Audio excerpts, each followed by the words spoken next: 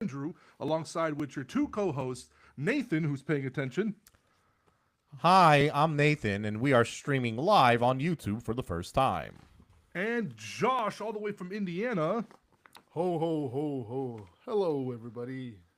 And today we're taking a slight detour from our usual progression through the stories of the Bible from beginning to end in chronological order to give you our first ever Greater Meaning podcast Christmas special, where we're going to cover themes such as origins of Santa, because that has something to do with the Bible. All right, now I gotta look up because I can see Origin myself. of Christmas trees. The thing is, we wanted to do this last year, and Oh gosh. it was such a heated debate between the three of us that it ended up, not happening at all. But we've been preparing for over a year and a half. I would say not over a year and a half. But Please somewhere don't, around please there. don't put that bar that high.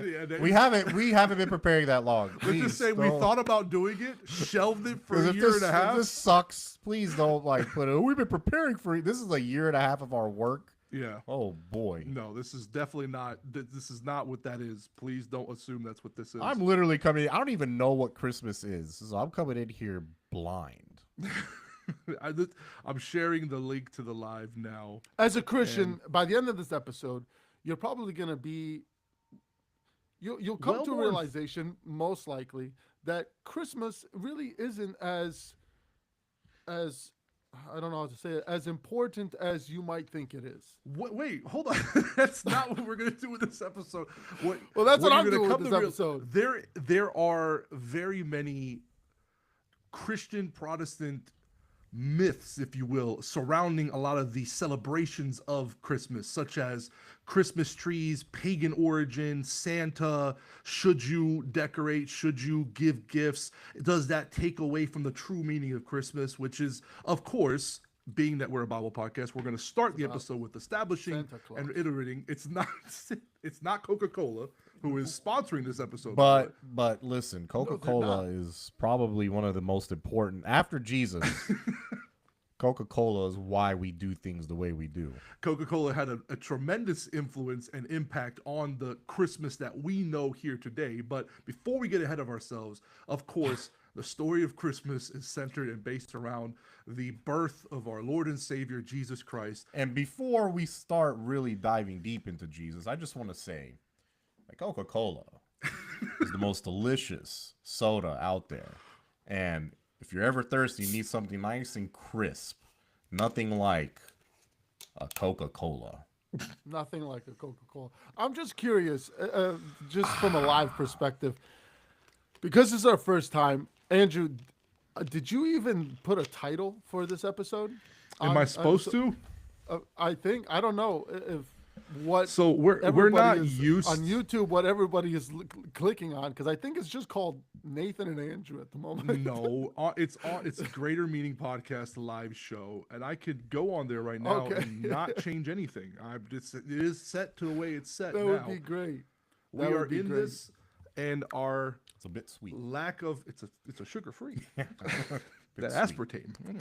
Actually, We got Either the way. sugar free on top of the regular just because good. You know, guys need the sugar-free ones. you were very much so too. But before we get started in the episode, there's a bug flying in our room in the middle of December, which is always fun. Our fits for today are ugly sweater that I made for a Christmas party last year. I think I like my sweater. It has a little corgi. And Josh has a Christmas hat. I had a whole Santa suit that I was gonna put on, and it got really warm, so I took it off. And Christmas hat with gold chain. That's what I'm doing today. Beautiful. Okay, so let's start. Let's this. get into it. Without further ado, now that we're finally starting, it doesn't really show us the counter of how many people are watching on our end, unless it does. And I can't I see see it. how many people are following. That's awesome. There's All right. 2. So before we get into, I see 5. So I So have 5. I'm sorry. gosh, we are a very popular podcast. This is so fun. This is insane. 5 whole Well, people. considering we just sent it to our family, and that's about it, and our family is consisted of like 85 people. Love you, Coach Andrew. Who calls you Coach Andrew? Coach Drew. Who is that? A lot of the youth of our church, whenever I help lead or I help out the church, I've adopted the nickname Coach Drew, which I didn't anticipate explaining here tonight before the Christmas All right, episode. Coach. All right, Coach, put me you in, hate Coach. Come football on. though. I don't hate football. You don't even know if you like sports, but yeah, I did Coach play Drew. sports, but it's fine. So to start off our Christmas Life episode, coach. we wanted to get into the Christmas spirit with a couple Christmas fun facts. And I decided kind of on the fly to maybe just do like them interspersed throughout the episode. So it's not just a bunch of facts and then a bunch of the origin stories. So what we're going to do is we're going to start with the first one. Now, I haven't really fact checked a lot of these, so I don't know I just found a bunch of fun Christmas facts on the internet. We don't do fact checks here. No. So the first Christmas fact or fun fact that we have to share is around the year 200 AD, a Christian historian named Julius Africanus asked Jesus' living relatives why the he from genealogies of Africa? Jesus Christ in Matthew and Luke are slightly different. According to the historian Eusebius, the relative explained that Joseph's line included the Levite marriage line, in the Old Testament, practice by which the brother of a man who died childless would marry the widow and the father of a child that legally considered the descendant of the deceased man. And then one of the Gospels apparently follows the biological line as opposed to that. This is a horrible first fun fact. Bro, This is not first fun. off, Very, what very does this- fun. What does this have to do with? Wow, so fun. The genealogies listed are slightly different because one of them goes off of the Levitical line that it states that when you die, if you have no kids, your brother marries and gives you. Remember the whole Wow. story with Yeah, the but- sons of Reuben, not Reuben. Reuben, and how his son died and then spilt his seed onto the floor, and then God struck him Judah dead and because Tamar. Judah, not Judah. Reuben. Sorry, Judah and Tamar. Yes, Judah and Tamar Yes. in Genesis. Yeah. Fun fact for anybody who doesn't know that story: Judah and Tamar. Merry Christmas. Merry Christmas. Merry Christmas. indeed. Judah has a couple sons. Tamar is one of the wives of one of the sons, and God kills her husband because he's so wicked. And then Yeah. the second son is supposed to pass on the bloodline. So he's supposed to have a baby with And take with care of Tamar. this person. Yeah, there's Yeah, supposed with to the be sister-in-law. He's supposed to have a child with her, and out of spite, because he must really have not liked his older brother, he spills his seed right on the ground. Andrew, you keep Let me looking at that read bug. one of those. He Nathan, keeps I spilling mean, his seed on My the name ground. is Nathan. Yeah. Don't read So the second Tamar one. It sounds like it's decides- starting with genealogies again. Tamar Sorry, decides Josh. to. Oh no, you can read the second. No, you're fine. Sorry. Tamar decides to trick her father Turn him in-law off. I can barely hear him. to give her a child, and that's what happens. That's like the summarized version. Anyway, yeah. So the two genealogies bunch of weird- listed for Jesus Christ in the books of Matthew and Luke are slightly different, and there's a reason. Either way, the line follows down to Jesus, which is interesting. So, Nathan, if you want to read the second fun fact. I'm gonna read another fun. No, fact. just read the second one or the third one. You don't have to. You don't know how the pages work. Oh, sorry. All right, guys. Mary and Joseph traveled to Bethlehem to participate in the census ordered by the Roman Emperor Caesar Augustus. The King James Version's explanation that they traveled to Bethlehem to be taxed might lead to confusion among some modern readers, though the census was for tax purposes. Let me read over these facts before we continue, because this is. I mean, Your yeah. fun facts have nothing to do with Christmas. That was so fun. I think your fun facts are literally just about the genealogy. Let me give you guys an actual. Let me give you something that's kind of fun. I'll give you guys a fun fact. Fun fact, right? A lot of Christmas that we view today and like the Santa is inspired by Catholicism. That's not necessarily true. See, there you It's not go. it's not, out of fun fact. That's not a fact, but it's fun. And It's I like actually completely Protestant, and a lot of it from the Protestant Reformation. There you go. You see, It's fun actually fact. to completely- get it's away actually from the completely- I saints. said this before, and you're like, yeah. No, I wasn't listening to you. You're just trying to like set me up for. no, I promise, I'm not. a lot of the Christmas stuff is not the what's the Solaris or whatever you're trying to say. It's all the paganism. No. The Catholics, the Catholics. There's a lot of venerations of the saints, and what Protestants do, and they tried to get away from venerations of saints, and like Saint Nicholas or Santa Claus. Saint Nicholas. Actually, I know one about Saint Nicholas. Can I say mine about Saint Nicholas? Give us a fun fact. There is. This is not verified by the Catholic Church, but there is like a mythology around Saint Nick. And they say as a baby, he didn't take milk on Wednesdays and Fridays because those were the days of fasting in the Catholic Church in that time. I don't know that. I don't think that's true. That sounds so unverifiable. Well, but it really is a story they say. I know this because I heard it like 8 times. We're going to talk in an extent about Saint Nicholas and Sinterklaas and their influences on what he was we at know the of as a he was modern at day. the thing of that one. They say he was even at that thing where they picked Are we out the gonna talk Bible. about- The first council of Nicaea, Yeah. he was actually present there because he was the bishop of that place. There you Anyway. go. Santa Josh, Claus your and turn. Nimrod? Are we going to be talking Josh, about you're- that? That you- fun fact, my fun conspiracy fact. Let's just go. Just dive deep in it. Of Nimrod. No. No. I hold Yes. just on. wanted to- Well, last one. Just give me one more. If Okay. you don't have a fun fact, you're before gonna we go talk into about the history. something weird. No, more We're gonna talk about genealogy. he really wants to read a lot of genealogy. No, there's actually a couple of good ones in here, but what the one I wanted to mention is that the book of Luke often describes the scene where the angels appear to the shepherds and whatnot, but the Bible itself never actually records that the angels heralded Jesus's birth by singing. Rather, it says that they were praising God or declaring glory to God in the highest.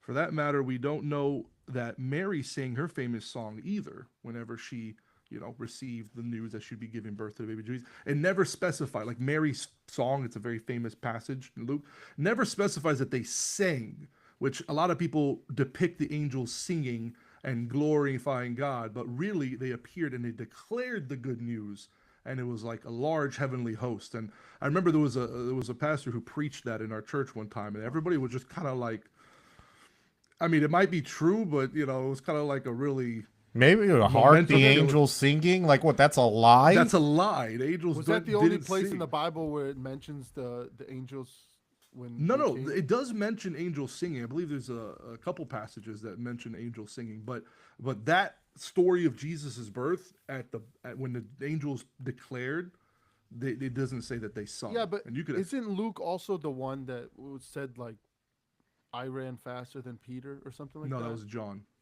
Oh, that was John. Yeah, John. Look was at that. guy. He's gonna drink a delicious Coca-Cola. Everybody, watch this. It's just Oh, I can't wait until we talk about the Coca-Cola, Santa Claus. there's a thing. reason that it's here, and we're We all are drinking Coca-Cola. anyway. So that was a little bit not as fun as I thought. Let's get into No, the it's fun actual nitty-gritty with And if I find another good one, we'll jump in with one. But for now, Saint Nick slapped a guy. I see that in the chat. Yeah, that is true. So he our did main slap focus, a person. our main focus, at the Supposedly. moment, I would say, is about the origins of Christmas, and also we're going to be talking about the origins of the Christmas tree, where it came from, and we're going to be also talking about where we get the original Santa Claus and the Santa Claus that we have now that has been so pushed through commercial advertisement and all that. Obviously, we're all with Coca-Cola, so we know Coca-Cola is. I mean, right now, we're if just you go to the desperately store, hoping that they come in and just sponsor us. No, Coca-Cola. I mean, that financially that would be a great idea, but I'm scared of like the sign-on, the contract agreements on what they're asking for us to do. If they're asking for us to sacrifice something, and I'm not going to sacrifice anything for Coca-Cola. No. You know what? Not absolutely not. So yeah, like Josh said, we're gonna cover a few things in this because we have many Christmases in the future. So there's Many lots of Christmases. stuff we'll cover. But what we mainly want to focus on today is where we get that. We're gonna start with the origins of what we know as Santa Claus. How did that come about? What does that have to do with Christianity? What does that have to do with Jesus's birth and celebrating that? And then the origin of the Christmas But tree, which is very It all- near and dear to well, my heart. The thing is, time Andrew, ago. the Christmas tree origin has a lot of ties to do with the Christmas origin. Because Exactly. Christmas as a holiday really wasn't celebrated. It wasn't celebrated like the birth of Jesus was a thing that I guess was like it was it was exonerated. You know, it was something that was definitely huge, but it wasn't like a national holiday. It wasn't something that people would, you know, Well, Easter was celebrate. usually a bigger holiday, Yes, especially for the early church because that and the was that early. was the main reason for why we have. I mean, Jesus died, he rose again, and now we're Mhm. saved. Easter Well, is did they that celebrate is that. birthdays in general back in the day? Uh, Is that like a I actually modern don't thing? know. I have no idea how. I mean, I'm Like, assuming did the Jews, like, did Peter's like, hey, it's my 25th birthday? they they did, had but to the keep I know track. that I know in Jewish custom, it wasn't really a thing that was celebrated. When you're celebrating the birth of a person, you're basically it's almost like you're putting yourself, especially as a believer back then, you're putting the birth of you, and you're celebrating and almost worshiping you and yourself instead of God. You know what I mean? Should we even celebrate birthdays? Yes. Listeners? I think it is nice. I But our don't. I birthday like. song, I like the birthday celebrations. song, definitely is a very sad song. If you ever look All into right. that. Happy birthday to you. Happy birthday to you. Happy birthday, your name. Happy birthday to you. What's sad about that? It's the way that it's sang. I mean, next time you have a birthday and everybody It's sings that the song, happiest it's such jingle a ever. mellow. Yeah, It's it's not. not a really happy If you jingle. sing it in a minor, maybe, but how it's supposed to be sung is. Anyway, let's get into the earliest origin or the earliest mentions of I Santa like that melody. that we could find. Now, obviously, being a Bible study podcast or a Bible story podcast, if you go back to our Tower of Babel episode, have mentioned before how some people attribute the origins of what we know as Santa Claus today to date all the way back to Nimrod in the Bible. And there's a couple different reasons why he's associated with Christmas and associated even with the Christmas tree and the celebration of like gifts and gift giving. I think Joshua, you were going to take over on this part and kind of explain a Well, little I'm bit not about really Nimrod. taking over too much. It's just it's going to tie into what we're later going to talk about with some of the practices that we have now, like one of them caroling. But it's Nimrod and some of those. I mean, I guess we can call it some of those spirits that are behind Christmas, and we see it. I mean, one of them, you know, the spirit of Christmas, right? When you're looking at the story of Ebenezer Scrooge, you have the three spirits that visit him, right? But Past, either present, way, future. yes, exactly. Charles But they Dickens' are A Christmas spirits. Carol. But That when we're the talking about Christmas Nimrod, past. Yeah, that's, what is that? you get it. You get it. When we're talking Okay. about Nimrod, so the name Nimrod derives from the name Marad, which means rebellious. He rebelled, and it's believed that he was born on December 25th. Now Nice. yeah. Well, if you ever look up the story of Nimrod, and you know the amount of just sick and corrupt things and immoral things that he does. He does things with his mother. I mean, and he's Yeah, he famously, if for those that don't know, Nimrod is the character in the Bible in Genesis chapter 10 who builds the Tower of Babel, who founds the city of Babel, which would later be known as the city of Babylon, and is the prototype for a rebellious and wicked kingdom and Yes. king against the Lord. It said that he was a mighty hunter, which is another way that his name is reminded and or remembered as the meaning. It said that he was a mighty hunter before, or if you actually read the regular or the actual translation, not before the Lord, but like against the Lord. So it was Yeah. almost like he was in opposition, fighting against all that the Lord he was a had. bounty hunter looking and probably killing a bunch of angels. Sure, Maybe. that wasn't in the Bible, but okay. That's totally not there. Well, But if the God's calling reason him a he's mighty hunter, associated, he's- the yeah. reason he's associated with Christmas is because eventually, after his death, he marries his mother and has a mother bride named Semiramis.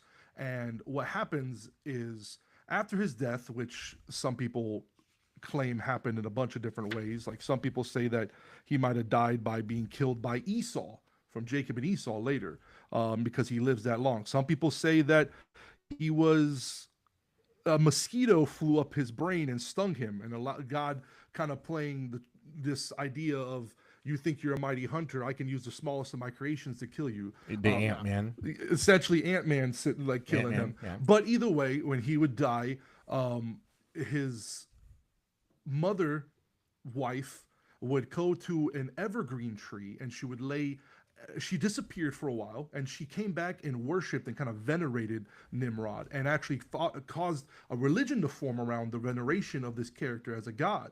And what they would do to celebrate is they would find a fir tree or an evergreen tree and they would lay down presents underneath it. Some say that she found one that was chopped down, laid down gifts before it, and the first time she came back the next morning that there was a tree that grew overnight miraculously. And that's what she kind of stated. So but we see this as a reoccurring thing because it happens later with another story with Saint Boniface. Yeah, so that you know, when we talk about the Christmas tree, we're gonna bring that one back up. but there is a spirit. I mean, when you're talking about like the spirit of Christmas, almost you could even say like the spirit of Nimrod, because there is a whole belief and a whole concept where Nimrod, like Christmas, is another way that Nimrod, or a super evil person, Nimrod loved to be worshipped. He loved the spotlight. So Yeah. It's funny how them dictators love to be worshipped. Real isn't it? quick, before we continue, Josh, I'm getting the sense that you're building this idea that Christmas isn't good, and I'm on the completely other opposite end of the spectrum. Christmas is You at kept the talking moment. about the spirit listen, of Christmas. This is the and way we're that I'm talking looking at about. it. Christmas is split at the moment in two different sects.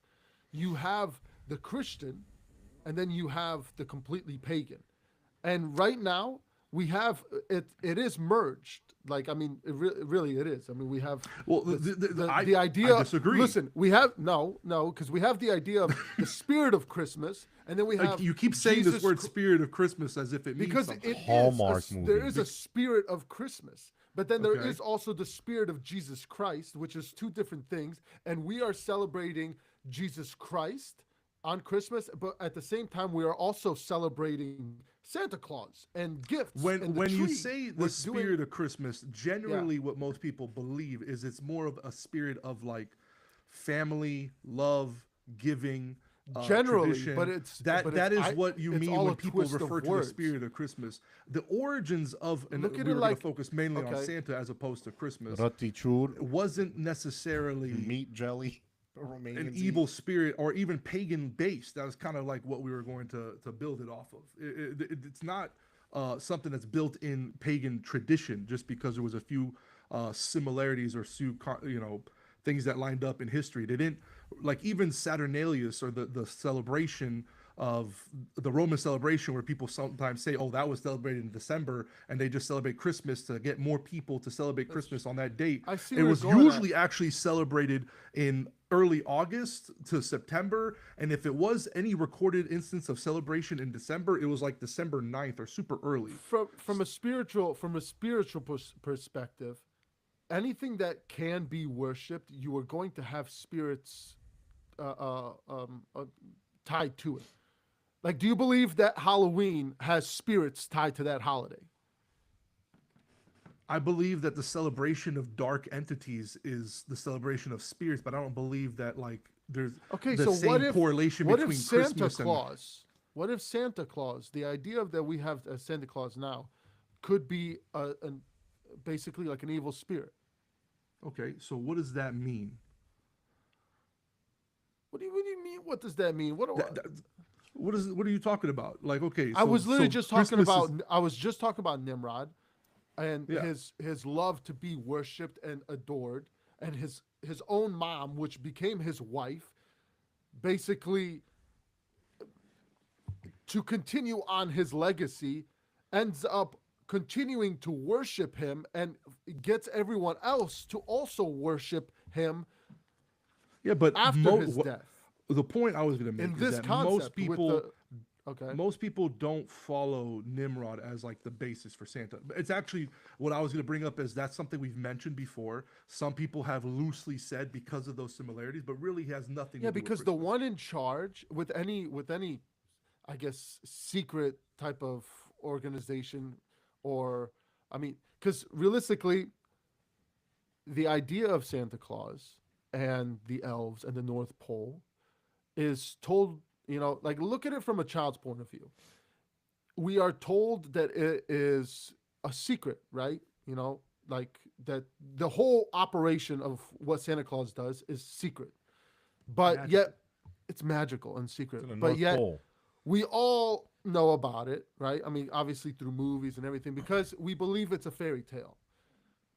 But once you from a Christian perspective, how I see it, once you put enough worship and enough energy and enough time into a certain thing that isn't real, but it can become real. You know what I mean?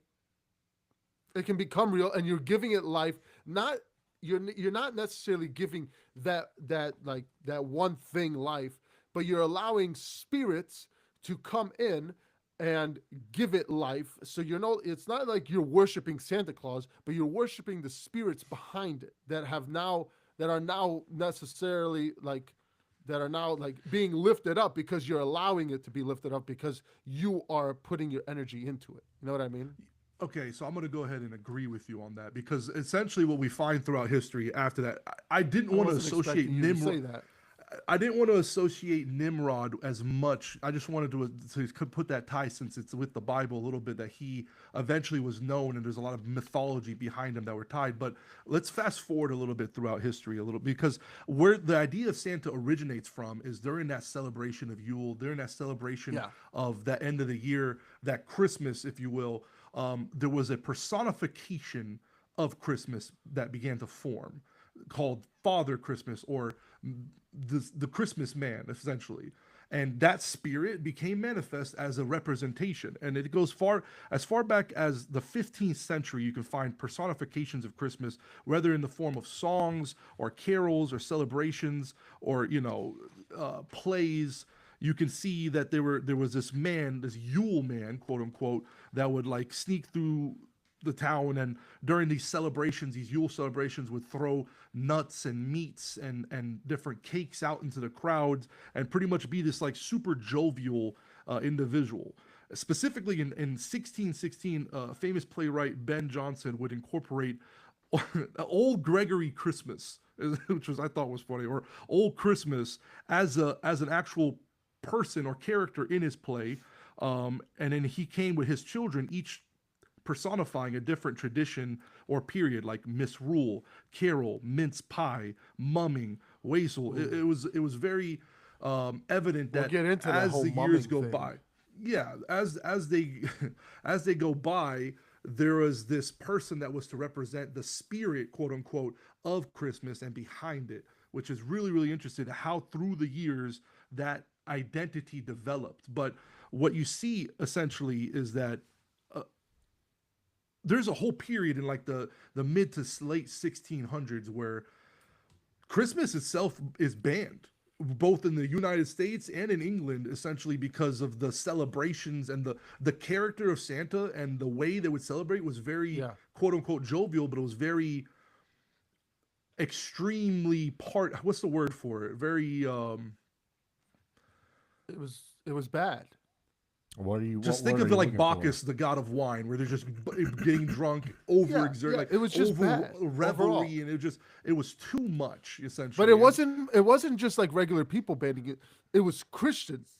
it was Christians and Puritans, Christian yeah, nations Protestants, yeah, and exactly. and it was very looked down upon. It was so bad that nowadays like normally you would have off for Christmas. But back then factories would actually like especially in America. So if we're talking about in America, factories would set their hours earlier and you would actually if you celebrate Christmas and you don't go to work, you are actually fined by the government 5 shekels. I don't know how much that is nowadays. Let's go back to the but shekels. you're talk. fine. We just 5 talked about shekels. this in the last Joshua episode about Achan and how he stole shekels worth of silver. It's bringing into it. Yeah, even in Massachusetts in like 16, I want to say 1640 or it was 1650, something around that time, they banned celebrate like the Puritans and the Quakers in that area. They banned Christmas all the way up until it was recognized nationally as a holiday in like 1870. So it was like one of those where like if you were a super strict Christian, you wouldn't celebrate because you believed everything was kind of like it was too much. But this idea of Santa developed very differently throughout different regions. Like you have the German regions, you had France, and the kind of the area in between. The Italians had a witch that went down your chimney. Yeah, there wasn't one singular identity of like a big red man in a fur coat or a red Krampus. coat. There was one that was like Krampus. you had some people that believed that he was super tall and skinny. You had some people like wearing a bishop's hat. That takes after more of Saint Nicholas. You had some Yeah. people believing that he was a short elf that was just running around getting drunk and playing tricks and giving gifts and doing stuff like that. Back in a You civil, think the elves were that was back in the day? what do you mean? Like the elves were also a part of Christmas thing back in the day with Santa and his elves. Well, there is Yeah, that's kind of where I it think- comes from. Because I mean, the only in reason I say this, Norway.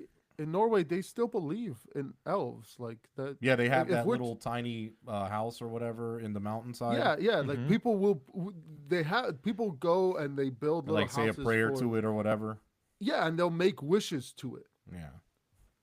The only reason I say that because eventually, whenever Coca-Cola makes the Santa Claus we know today, they did do a trial run with a Sprite backed character that was green. That was They like called Santa's. Sprite. Yeah, And he had, Sprite. like, That was like Santa's sidekick, and nobody liked it. Everybody hated it, and they discontinued it immediately. Well, they made him the creepiest. That's kind of jumping ahead a little bit, but yeah, that's they made it like the creepiest drawing of like. So now that we right. have like the Santa, so like a lovely old man. Now there's a disgusting looking Sprite guy. yeah, there was a Santa kind of Who that likes was Sprite? drawn into like that was more elf-like. That was drawn by a Civil War cartoonist called Thomas Nast, who actually drew it weekly in an article from like 30 years in 1862 onward. And then you have a Night Before Christmas. Everybody knows that very And all through famous. the house, nothing everybody- was stirring, not even a mouse. Yes, that very famous poem Twas. that Say was twas. written as like a form of Saint Nicholas by Clement Clark Moore and first published anonymously in the Troy Senate newspaper in December 23rd of 1823. Another interesting thing about Night Before Christmas, last time anybody put twas. It's the most I don't know why we don't use that word more. Twas. I feel like it would work today. How was work today? Twas. Good. Twas bad.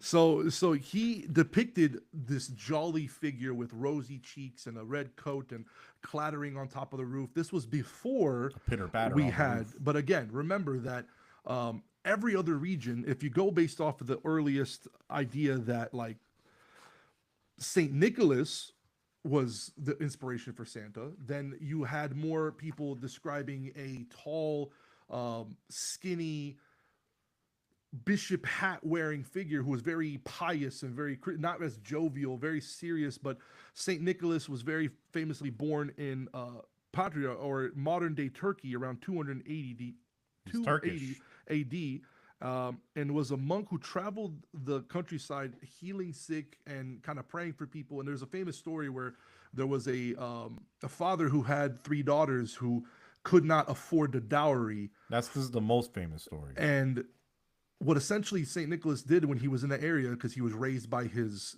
uncle, who was the bishop of that area, is that he would walk by, and in order to not, he wanted to help, and he comes from a lot of money, but he didn't want to embarrass the father of these daughters. And essentially, if they didn't have a dowry to pay for somebody to marry their daughter, then they would have to give them out into indentured servitude or slavery, or they would lose, and they would grow up unmarried, which is tragic. So there he is. That's the guy. That's the Saint Nick. Well, that's not really Saint. That's the one with the wreath on his head. There's one, if you look up, that has more of like a bishop. He looks like Catholic. It's kind of weird. Now that's Nimrod. Yeah, it's Nimrod. So Saint Nicholas, what he does to this father is that he sneaks by the house and he throws through the roof or through the chimney a bag of gold that could act as the dowry. And the people in the house, they think this is a prayer from heaven, and Saint Nicholas doesn't want anybody to know that he did this, so he sneaks away, and he does this both times for the other two daughters, eventually getting caught on the third time, so that they were kind of like thanking him, and he was kind of upset that he was caught, but this is the things that he would do, like this idea of a man that brings down gifts from the chimney, that can be related to Saint Nicholas. His stories, and like Nathan mentioned earlier, he's so early on, he was even at the first council of Nicaea and eventually was recognized as a saint figure and a pope, after the story that I think there's a story also that He slapped a guy. well, not to slap the guy, but that he found two guys that were dead in barrels, and that he prayed don't know over them, this and he story. came out and they came back from the dead. There's a lot of mythology around old Saint Nick. And Sinterklaas is also the continuation of that identity of Saint Nicholas. So when you think of Saint Nicholas or this older Santa that is more based off of the religious figure, you'll hear the word Sinterklaas. Dude, He was also the From what one I- that said the angels sing. I'm just playing. From what I understand, the main reason they even chose the Saint Nick, to be honest, was more because he looked the part. Like he looked what they were he had the look of what they were kind of looking for, so that they can. Who chose? The Catholics. Oh, I'm talking about Coca-Cola. Sorry. That's not true. okay. I'll go into why they picked who they No. picked. There's actually a very specific reason why they picked who they picked. Yeah. They But before we go on, it's picked very the important. fat guy that worked on the third floor. Essentially, but before we go on, this is important for the establishment of the Christmas tree mythos, and the origin. Christmas But one tree. other origin for Santa is also found. Remember, we mentioned Yule and Yule time, but Odin in the Germanic peoples in the pagan times Odin. was considered a Santa-like origin figure. Yule was a celebration Which of is- the god Odin, riding is through one the of the sky things- on a great hunt. Yeah, Yeah. around, meant for a time of feasting, drinking. They would also celebrate this great oak tree that was supposed to symbolize Odin's power, and Thor. That's all Satan. by the way. That is way back in the day. That is like all the devil. So there was a lot of sacrifice. There was a lot of Those Well, are I- also I demonic. a lot remember of right, it pagan was- worship. With Thor and everything, there was like during that whole December month, there was what Baldur, what was Thor's buddy's name? In the Avengers. He was also in the Avengers. No idea. Ballyho, Oh, the guy with the No. big sword, Yeah. the Idris Elba played. Idris Elba. Yeah. I just know him as Idris Elba. He's in Marvel. Baldur. Idris- Baldur. Baldur. Yeah, my Baldur. bad. Baldur died, and Thor basically like was grieving for him. So December was the month where they would go to a tree. We're talking about like Celtics, people who End of the year time. Yeah. yeah, and they would Which- go and they would mourn and cry over About Baldur. Baldur. Yeah, and it was a time of weeping, but also like super evil things would They- always happen.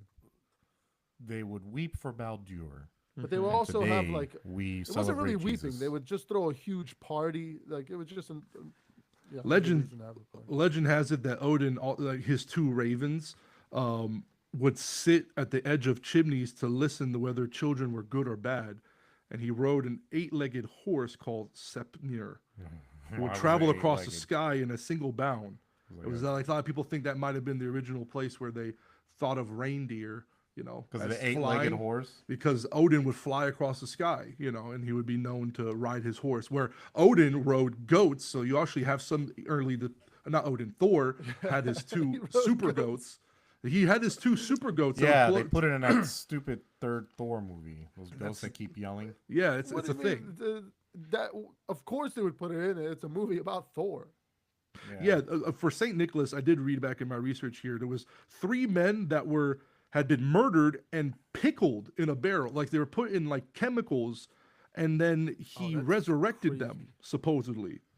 They From the smelled like pickling. pickle for the rest of their life. They they they were they were nice and pickled. They were green. They were the first pickle. Oh, Ricks. so that's how we get elves, because they end up they're pickled. No, They're the elves pickled aren't green. They zombies. just wear green. the He Keebler elves. Do they wear green? Yeah. But that's also after the Coca-Cola. Why do they make cookies? Anyway, sorry. Santa This Christmas- forcing them? This They're in Christmas, slavery. leave pickles out for Santa Claus. He won't eat Saint them. Nicholas, the patron saint of watching over children, sailors, brewers, pawnbrokers, and students, because he would travel a lot back and forth. Fun fact. Almost every saint really traveled back and forth. Like every saint. I mean, we're about to read Saints about were another kind of saint that wealthy. traveled. They had the money to travel back and forth. Yeah, they usually- weren't starving to death Yeah, like the because rest they of were humanity. funded by the church, Yeah. just like how a bunch They were of well fed. missionaries. They're like, did you pay your taxes, son? God bless ye. God bless God you. bless ye. You pay your tax? Oh, God bless ye. See, that's the thing about Saint Nicholas is that he was not like that. He was better than that. Oh, he was like, where are the kids? Oh, God bless ye. Yeah, he was one of them kids. That's how Turkish people sound.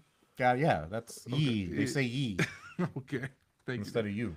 So anyway, onward to the part that we've been building up. to Thy for a long and time. thouest. The Santa that we know today is largely comprised of one of the greatest marketing campaigns that we've ever seen in history. It is the greatest. Next to the diamond, I think diamond, the beers, making diamonds precious. I'll be honest, yeah. Those are that's pretty crazy. They literally brainwashed the whole world into saying diamonds are precious. So Hey, Coca-Cola. Do me a favor about diamonds. Next, like, go to a jewelry store, or I mean, even online. Just go to try to buy a diamond. Almost every diamond now that you're gonna go buy is lab created diamonds that Cubic look zirconias. Yes. completely identical to a real diamond, because they are real diamonds. They actually look better Yeah, they because do, they cut them and to they're be bigger. more brilliant. They look better, but if the saying is, if a girl finds out it's that, then she don't want that diamond. She wants a blood diamond, but not a blood diamond. She wants a blood diamond. She but wants not a blood real diamond taken. She doesn't want to know that it's a blood She wants a diamond. free range diamond, you know, free range, Cage-free. cage free, pasture raised. just found by misery, paid for in blood. The misery makes it sparkle. It's insane. And Coca-Cola was right there with them. Coca-Cola. Coca-Cola Making it fooled the sparkle. world. Coca-Cola invented a drink They even that made was polar bears was look a- innocent. You're right. Coca-Cola originally made a drink that was supposed to be a health tonic to help, pick you up and make you feel better when you had headaches and certain things like that. Actually Yeah, 'cause it had incorporated cocaine. Cocaine in it. cocaine or coca leaf extract, which is also cocaine, and was extremely addicting. Now, one day Coca-Cola Why was it looks- addicting though? You think it's because the cocaine that was inside of it? Well, the problem is they removed the cocaine from it, put caffeine, and caffeine isn't as addictive. But so, sugar is. So they look. So they look at their end of year numbers and they realize something. They see that during the summer that their numbers are skyrocketing. hot. Everybody in the hot wants a nice cold Coke, right? But in the Yeah. winter, nobody's really going after. Their sales are dipping tremendously. So they're like, what can we do to help, bolster our numbers in the wintertime? What can we do to try to, Put a get the big fat get the man money, get them all the money all year There round? was a guy, his marketing genius. I forgot his name. So there was their idea was to commission a man to find a figure that would incorporate the spirit of Christmas. And not only was he so well known as an incorporation of the spirit of Christmas, but this jovial, happy fella should be having a nice cold Coke in his hand in the Along- middle of a bunch of people celebrating and him drinking it, and it should be delicious. Now, Along with the wit, but also before we get to the Coca-Cola, they also. let me just say his name. Oh, okay. Say the guy. His name was Hayden Sunbloom. The only reason I want to say it, because what's that one organization with the red buckets and they dress as Santa Red Claus? Cross? Oh, the Salvation Army. This The was actually Salvation before. Army Salvation is also kind of a part of this time period. So the Salvation is fascinating. The Salvation Army actually did this beforehand in associating with St. Nicholas and his generosity to get donations for their organization. They would have already been jumping on this bandwagon. But again, at this point in the early 19th century, or the 20th century, there was not a single well-known picture of this Christmas father known as Santa Claus. Old Saint Nick. He was he was always different, super short and fat, tall and skinny, more serious, most jovial, more Sometimes a witch, sometimes straight up a witch, apparently. sometimes a demon, like Krampus? crazy looking. No, Like Krampus is different. Krampus would come before Santa or after Santa. I don't know, but he would beat your children. in sometimes sacks. Odin. Oh, yeah. Yeah. He would go and beat your children with sacks. And So he was the needless to guy that say- gave he was the guy that gave you coal if you were bad. Yeah. Yeah, and in Charles Dickens' A Christmas Carol, a lot of people consider that the second spirit of the spirit of Christmas present, the big, jovial, laughing, bearded man with the wreath on his head that was super happy at first, but then had the super creepy kids in his quote. That was also what they saw as Christmas today. You know what I mean? That was Or Santa Nimrod. Claus. But we see Hayden Sundblom from 1931 to 1964 designed and established this idea or this picture of a red suit wearing, Red and white, rosy cheeked, happens to be the colors of Coke.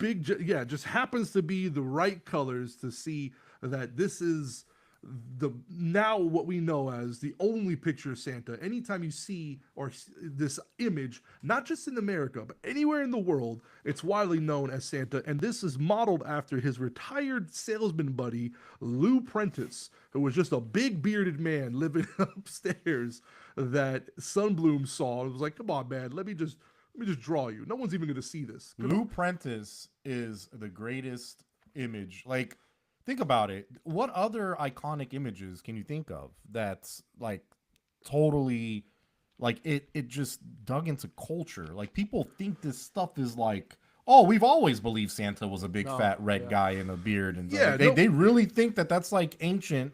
Like, nah, dude, this is Coca-Cola. Yeah, they no other marketing campaign can I say has redesigned the landscape of an entire holiday that is so nationally beloved and celebrated as But now it's Coca-Cola did with Santa international. Claus.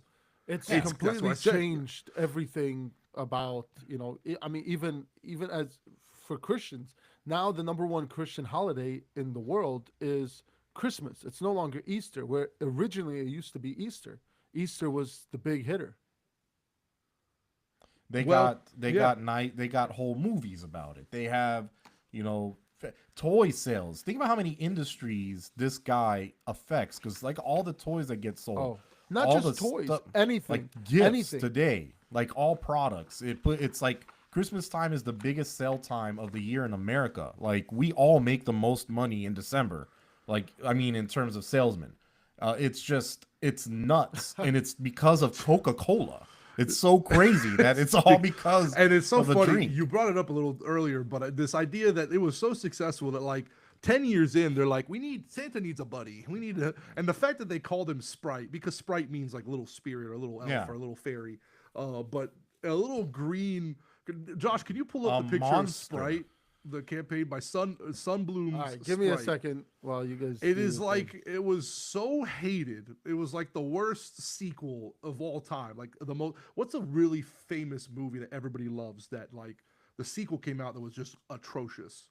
Well, I'll tell you what, Jingle All the Way. That's a classic Arnold. I love. That's one of my favorite yeah. Christmas movies. There's of a all Jingle time. All the Way too, with none other than Larry the Cable Guy. I've never even heard of this. Yes, it's on my watch list. Very soon, I am Are going our to be comments watching. down? I don't think so.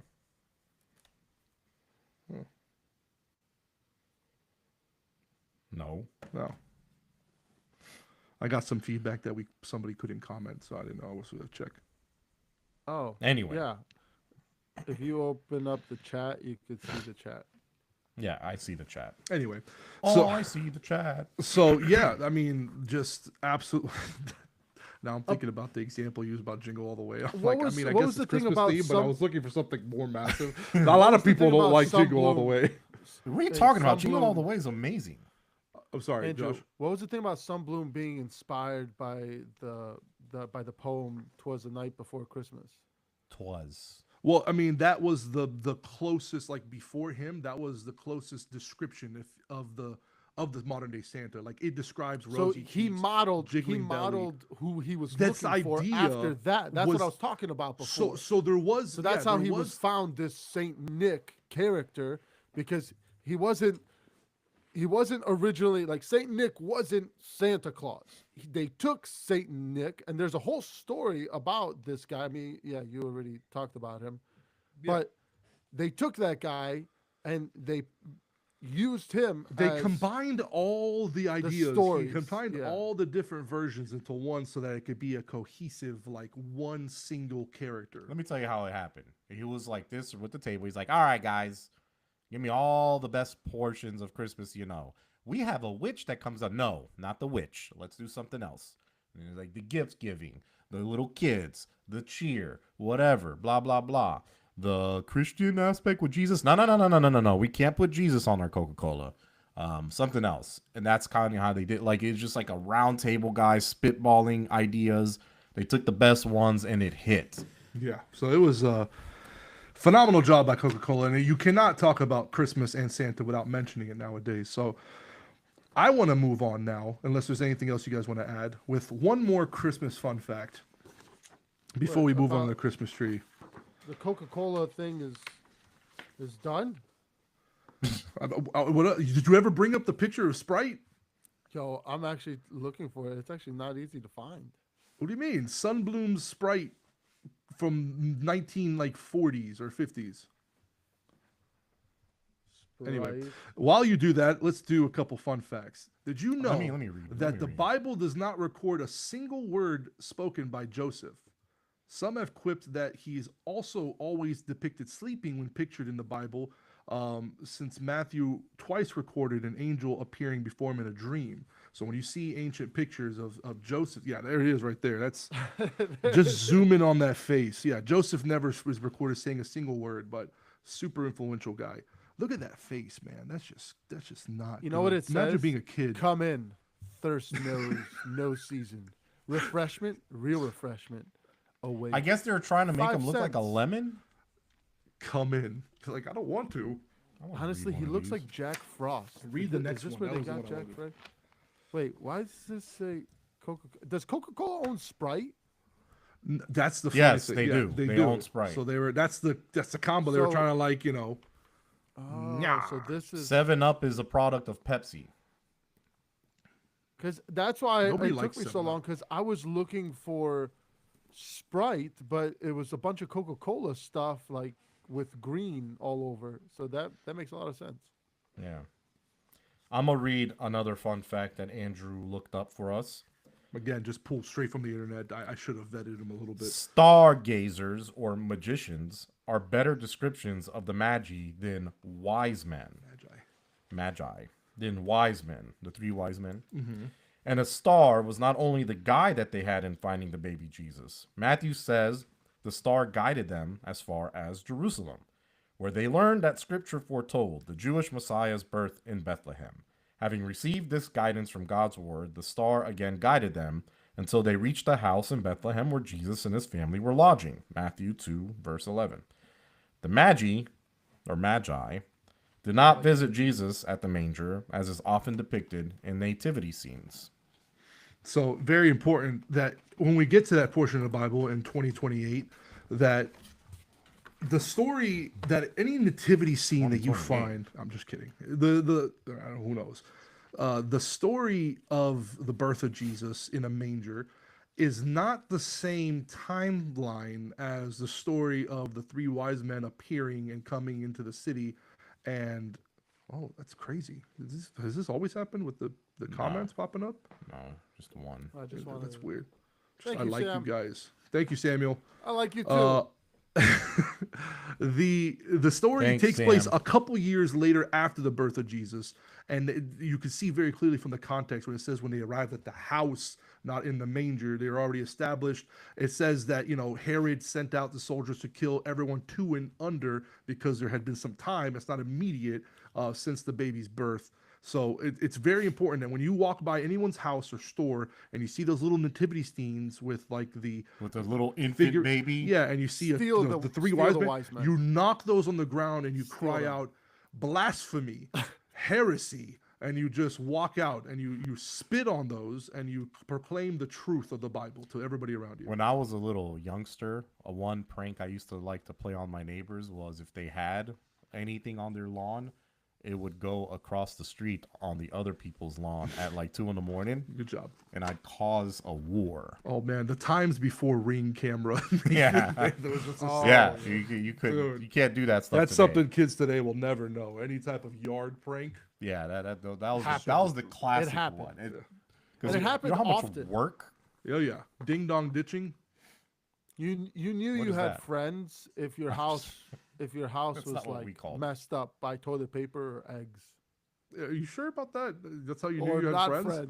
Maybe you didn't have friends. Maybe you had enemies. Maybe I had Josh, ops. you Hey, maybe I had you didn't ops. have a lot Hey, of friends. can we get into why are there lights on houses? Why do we light up the houses? Well, that's kind of together with the Christmas trees. Christmas tree. So Christmas tree is like the biggest hitter because that's partially like comes into why Christmas partially. this is where a we have super it. near and dear subject to my heart, and I have grown up with obviously a lot of Christians, my father included. At one point, when they hear and they learn that there might be some origin based in pagan worship and pagan ritual, as a Christian, if this is true, you shouldn't have representations or idols of those type of things in your home. But upon my research and really diving deep into the subject, I have found that the Christmas tree, as we know it today, celebrated on Christmas, has more of a history rooted in Christian tradition and worshiping of God than it does in any type of pagan practice. Specifically, the decorating and celebrating with a fir tree or an evergreen tree is not of pagan origin.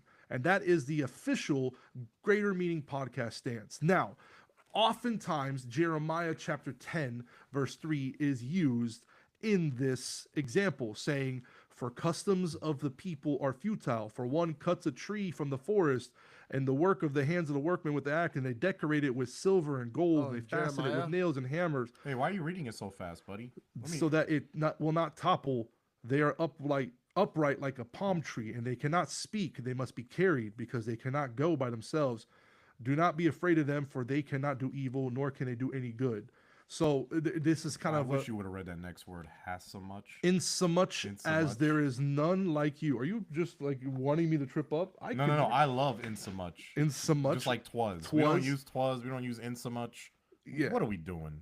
So the customs of the people, a lot of people use this passage of the Bible as a reference to the idea that you should not decorate a tree, cut it down from the forest, bring it into your home. It was likened unto the pagan practices and worship of other gods to do such a thing. The problem with using that chapter and that verse is that you're taking it out of context and not understanding the full scope of what this is saying. For example, the fact that they are not only cutting down the tree, but sculpting it, working it more has akin to, like, think of an Asherah tree, or I like to think of it or like a a totem totem pole? pole, Yeah. right? Where you actually carve the face. They strip off all the branches. They're carving images and they're decorating, and then they're worshiping or using it in an But idol-like sense. they're putting like faces on it and stuff like Yeah, that. Right? and yeah. that is very different from what you find from a fir tree, and then the celebration of marking it with lights and then putting it in your home during the Christmas season.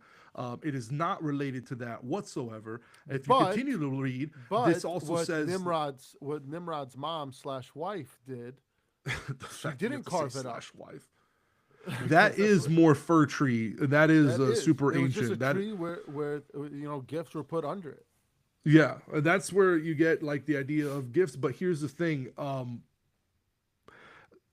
as far back as recorded history goes, where you can have verifiable evidence, some of the earliest known relations to a fir tree being a representation of a Christian symbol would be with, and this is a story that Joshua looked up too. That was one of my favorites.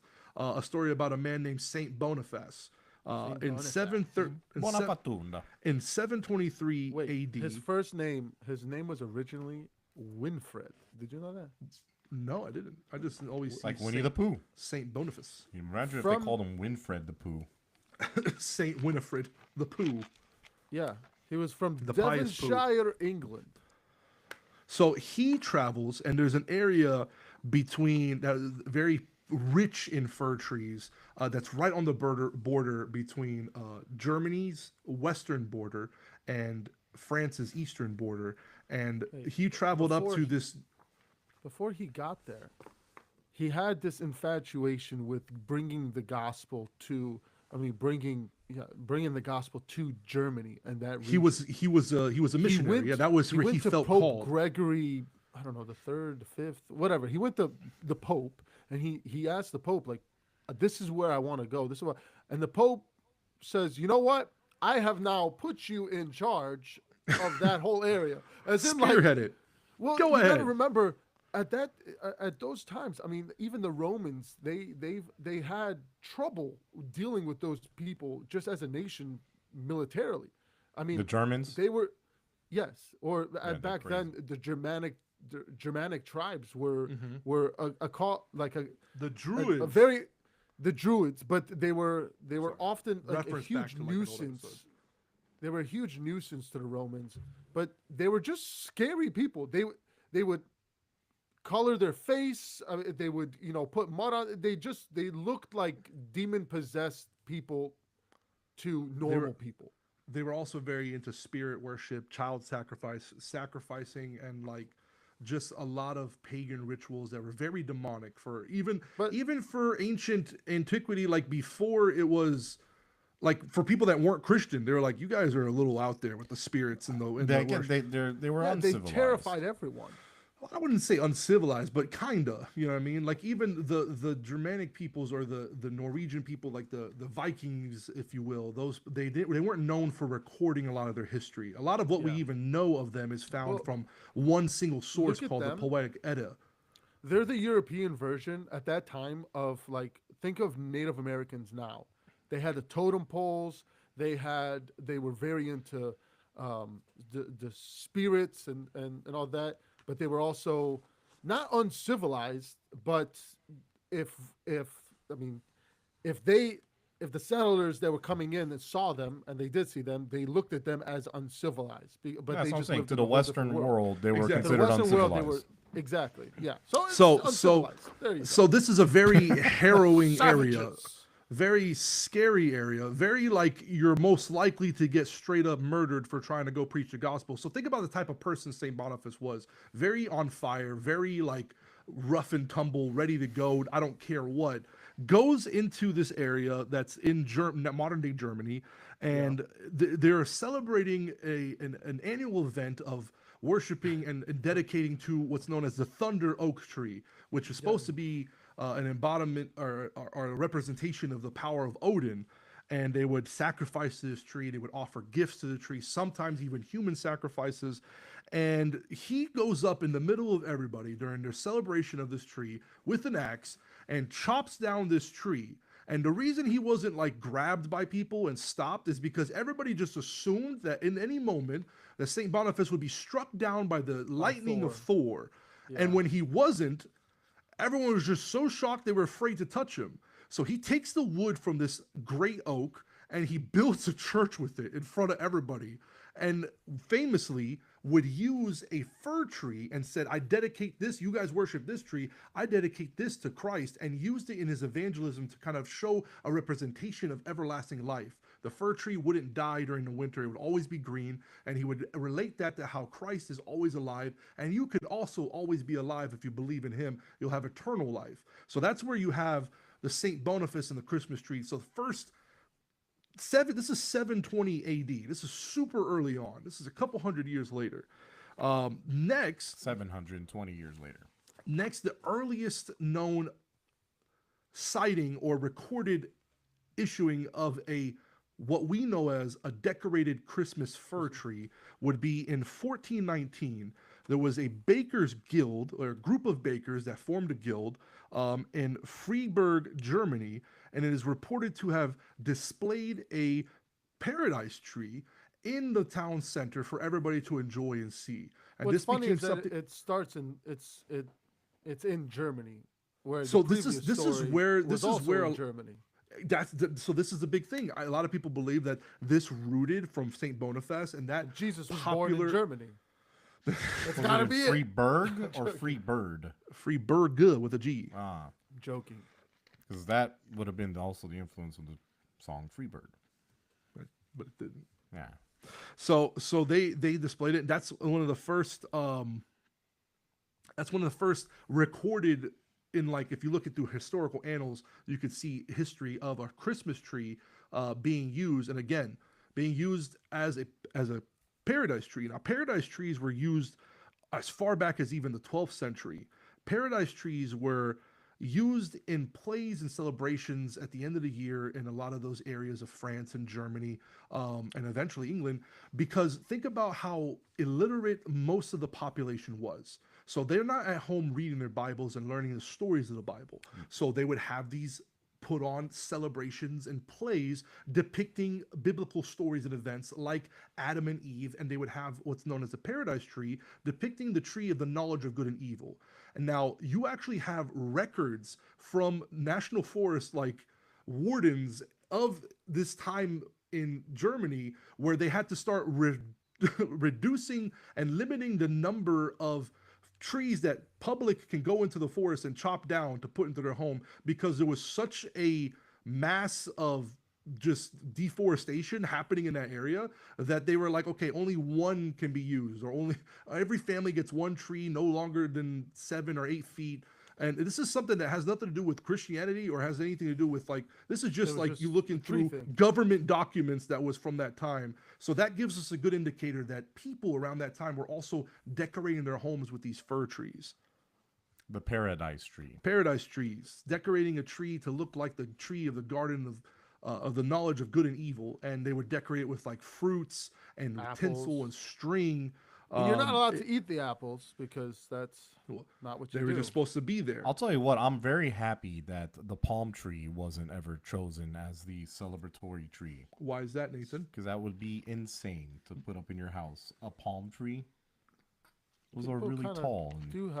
People They only do have like small palm tree on the trees. very top. There's no other leaves. You can't hang anything on it. Have you never seen like a I small don't see a lot of tree? palm trees in Germany. Have you not seen like a small palm tree in like a house? Like, Well, let me ask you. Have this. you? Is a palm In tree? Indiana? You have come no, across not in that? Indiana. Like, what, dude? No, we Have don't you ever that seen? here.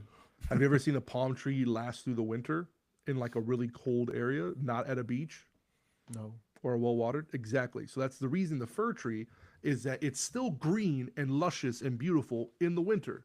Luscious. What about the trees of Mamre? Don't. So, No. What? one of my favorite stories involving early Christmas tree By the usage- way, YouTube live people, every story is one of his favorite stories. Literally. Well, It's before not. you tell your story, apparently All right. there's this whole other story. I'm with, gonna tell my story. I'm sorry. There's this whole other story with Martin Luther. Okay, that was my story. Oh, that was You your could tell it. story? I've already told the other ones. You could tell this one. All right, I'll tell this story.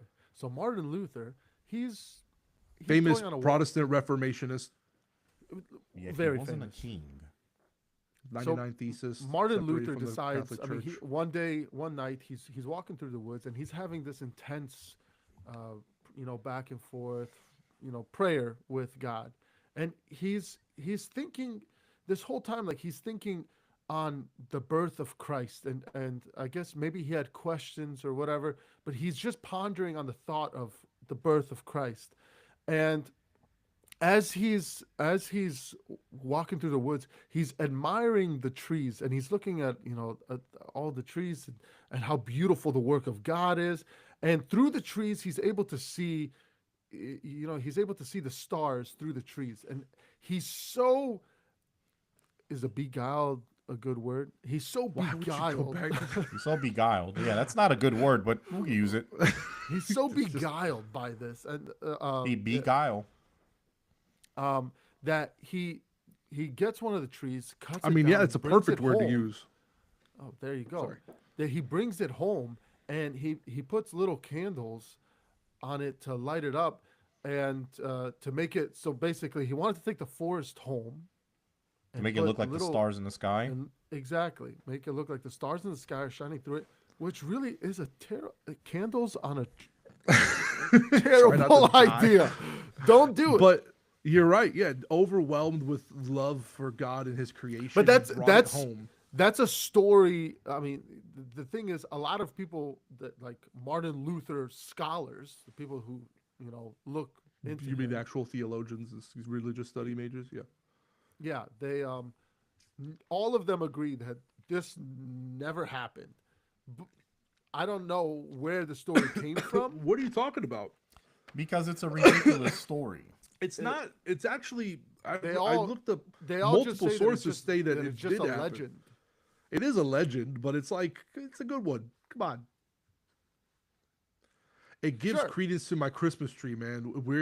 Christmas trees are Christian, and that story happened. That's where you. According I knew to that our that's where you were trying to get it from. You were trying to say that the Christmas trees were Christian because of that. Because of Martin you Luther. could have said Not just it that, but because of the from the Paradise very trees. beginning, the paradise. It's a combination of Saint Boniface's use of the fir tree to represent Christ's everlasting life, the fact that paradise trees were used for hundreds of years in that area to represent the storytelling of the Bible, and then how Martin Luther used it because its immense beauty, By the reflecting way- the lights, represented the love of God and the creation of nature. And I that hate how you versus sped through Saint Boniface's story so much. There was so much nitty and gritty things in that story about even like that tree. Did you know, like, basically when once he did chop that tree down, the people there were so scared that they were going to send someone to Valhalla to intercede on their part so that they're not killed for that situation. So what they did, the town, they brought a little boy, and his name was Little Asulf. They brought a little boy, and they put him. They were literally about to sacrifice him, and they took Thor's hammer that they were about to kill him with, and they were basically. Imagine they had it up in the air, and they were about to bash this kid's head. They were about to like kill him. And as the hammer was coming down, I didn't read Saint- this at all. what? No, Keep you going. didn't. No, as this it is was crazy. coming down, Yeah, as the hammer's coming down, Saint Boniface, or as you might say, Winifred, I like to call him Winifred. Winifred stops it, and he says, "Why? Don't kill this kid. Don't kill this kid. This is the night that Jesus Christ was born, and Jesus Christ is better than Balder the Beautiful." And they're so like, oh my goodness, like what's going on? They were in Blah, blah, awe and reverence of this crazy man. he stopped the hammer mid-swing, the big Thor Yeah. hammer, blah. with his Yeah. what? With his hand. That's why he's a saint. Miracles, man. And then basically then we have Yeah, I the was asking. young That wasn't bad. the fir tree, and Saint Boniface is basically saying like this fir tree it's a sign that it's endless life, for its leaves are always green. And then even after that, it says that little Asulf is sitting on his mother's lap, and he tells his mom, "Mother, listen now, for I hear those angels singing again behind the tree." They didn't Some- sing. But the Bible doesn't But- say that but they you- sung. Yo, here's the funny thing is, some say that it was probably just Saint Boniface's companions singing, but in the woods, all glory be to God on high, and like basically everything that is like saying in what's it called in Luke, what you read before, like they were saying that, but his companions were probably saying in while they were in the woods, but the little kid thought that it was angels singing, Probably. but he got it mixed up. But it could have been angels. We got a question from the chat. So can any of us do a backflip? The answer is absolutely not. I No, probably we can. can't do a backflip. Probably, I think I can. I did a front flip once and landed on my butt and like my feet and it kind of fell down. That's the closest I ever got. I can do a backflip. I'll probably die. I mean, why would you die? Because I mean, I gotta jump off a building and just do backflips going the way down. That's the only way to do a backflip. I mean, why not into like a pool or like a Oh, high yeah. bub? We can do Why we that, gotta too. go straight to that? That's awful. So okay, you guys had the those three things with Egyptians- trees. Hold The on. Egyptians- because I Not want to done. hear the ultimate showdown between Not Josh saying trees are evil, Not yet. and you saying trees are good. So the spread of the practice of lighting and decorating Christmas trees happened very much through Dutch immigrants into America, and always the Dutch. mainly through Queen Charlotte. After she in 1790, when she married King George III, she brought the tradition over to England. She was born in Germany, and bringing that tradition of the paradise tree and the fir tree decoration that spread like wildfire through a lot of the nobility and the upper class, and they all carried that tradition into Christmas into the 18th century or into 1800s, 1900s, came over to America, and that's where you have the origin of the Christmas tree. It is it very was much still- so rooted. Yeah, I mean, that was when Christmas as a holiday was starting to become somewhat popular. I feel like it was In 1790, in the 1800s. In the 1800s, because Yeah. you got to remember, before that, like the 1700s, 1600s, Christmas was a thing that was kind of banned. Like It was always it was always hated. popular in Germany and like France and that area. And then places like England and North America, then it not was amongst kind the Christians. It was more. It was more amongst like the people, but with the Christians, it wasn't. It wasn't really It wasn't, dude. It was a thing. So so Martin Here's Luther some wanted examples. to get away from using a lot of like iconography and veneration of the saints because that was a very Catholic thing and it was kind of idolizing. He was like, who's a better gift giver than baby Jesus? We shouldn't look at like Sinterklaas or Saint Nicholas or something like that. So there was a lot of that where they kind of super purified it, but they were always celebrating some form of the end of the year Christmas. here's like. here's a couple things on why Christmas was so hated. I know we talked a little bit about it before, but there was three things that really were big factors. One of them, referring to the time period in, Let him- in let the him- let him- let him say 1600s it. where there was 1600s, but also 1700s. yeah, In late- 1700s, Henry Bourne of Newcastle basically wrote about Christmas, and it was a time where people who were normally good people, sober people, would get drunk. And I know we've mentioned this before, but at that point in time, Christmas was a holiday that was celebrated for 40 days. Like it wasn't a one-day thing. It was celebrated for 40 days. And during those 40 days, there would be multiple things that would be happening. You would be having a thing called mumming. And mumming is basically where it's a change, like you go and you become someone else. So you would switch roles with someone else. Basically, guys would dress up as girls, girls would dress up as guys, and then they would go from house to house, doing merry things. And during these merry things, they- like what, Josh? Mary. well, no, thing. this Pretend is like there not aren't that people thing. watching. But there are, like they did. He spoke on this. Basically, Henry Barnes spoke on how bad it is that it probably started out as a fun thing, but ended up because you have a bunch of people dressed up as someone else in disguises, going from house to house to it was supposed to be, some people were probably doing pranks, which that's what it was normally known for. You would go and do pranks on other people and have a lot of fun, but it was also known for it was a lot of lewdness going on. In other words, there was a lot of Fornicators. immoral acts, fornication Sexuality. happening. So that's what it was also known for. The other thing was Bacchus. the other thing was a thing called singing Christmas carols, which was known for back then.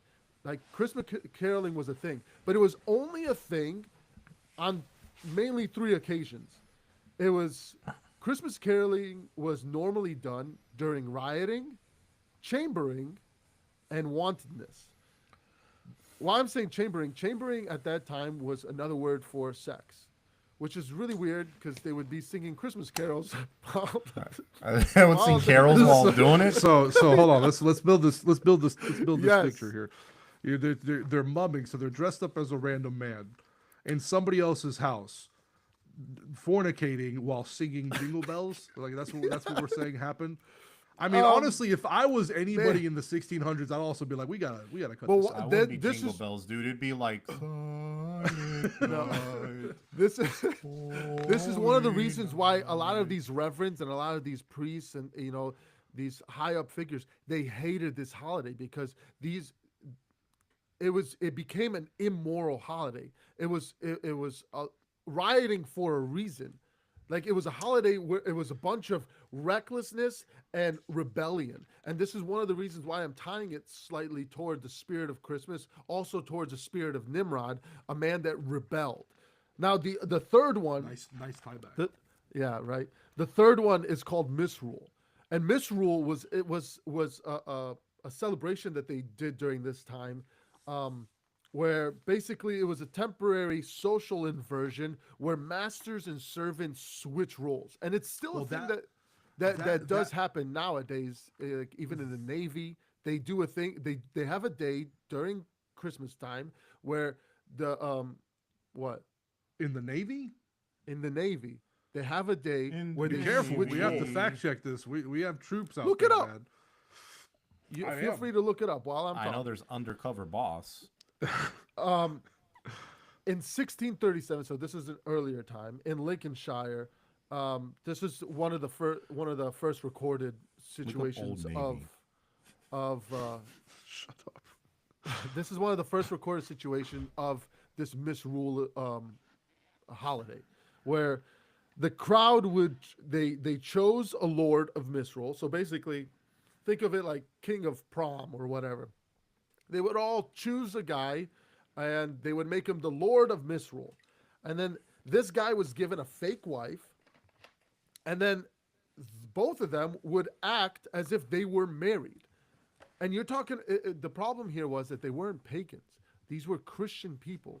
But during this holiday, they were given almost A free pass, authority. a hallway pass. They were, think of it like The Purge, but without murder. Like, they were given a free pass to do whatever they wanted. It's almost like it's almost like Halloween. They would all dress up in disguises. They would all dress up as different people and do these terrible, heinous acts. It sounds a immoral lot like acts. Halloween. Well, It sounds here's a the lot thing. like Halloween. So it's Halloween, actually it sounds like what this you're was shifted.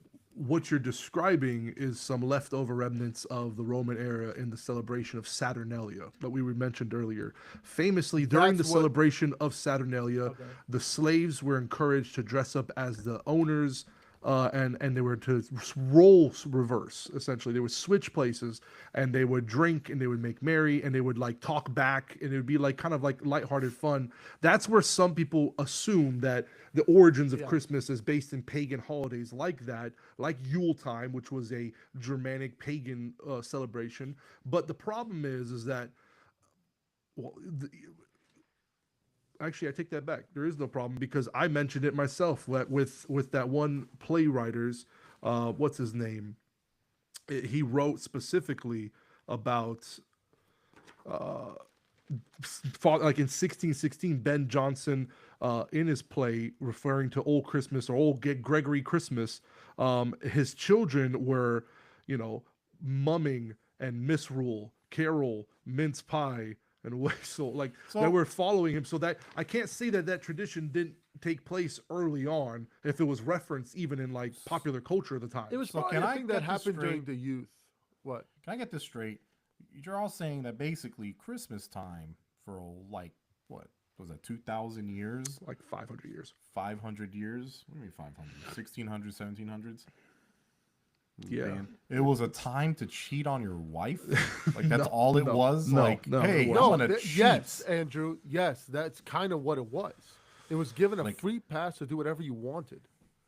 I think that was probably something that was celebrated by people who weren't Christian. Just like today, not everybody is Christian and going to church on Sunday they on were Christmas, Christian. but That's they the problem. pass out That's presents. what this reverend was trying to say, and he was trying to.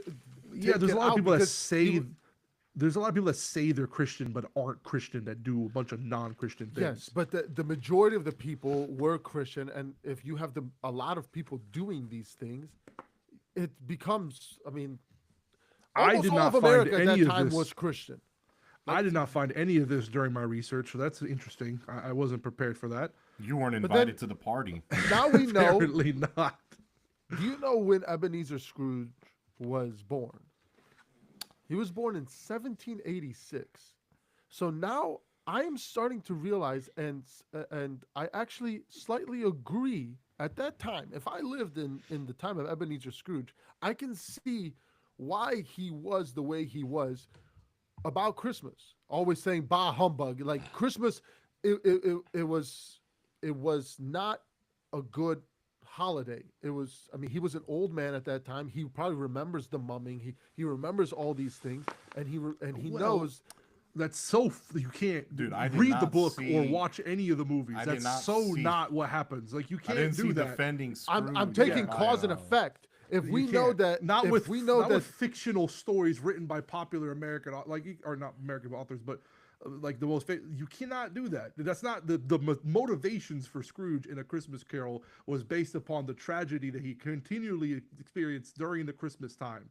That's why he was taken to Christmas past, Christmas present, Christmas future. yeah, by But the he was spirits supposed of to remember. Christmas. That He story is wanted nothing to- about Jesus. He wanted. But I'd say the story is all about Grinch. the spirit of Christmas, the it's all spirit about of mumming, the family and spirit- love and yeah, not that's, being greedy. That's how they get you. Like that's how they I'd get say the you. Grinch is closer to They what you're weren't saying. going to his nephew's house to have an orgy, Josh. They were going over there to have like a dinner and play game. Like he went there. It wasn't like come and celebrate. Oh no, bah humbug. I'm a Yes. pious man who rips people You off. think the Grinch is more based on that?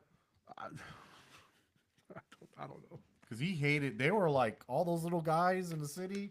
They hate. They all looked The Whoville? androgynous. You couldn't tell what was male and what was female over there.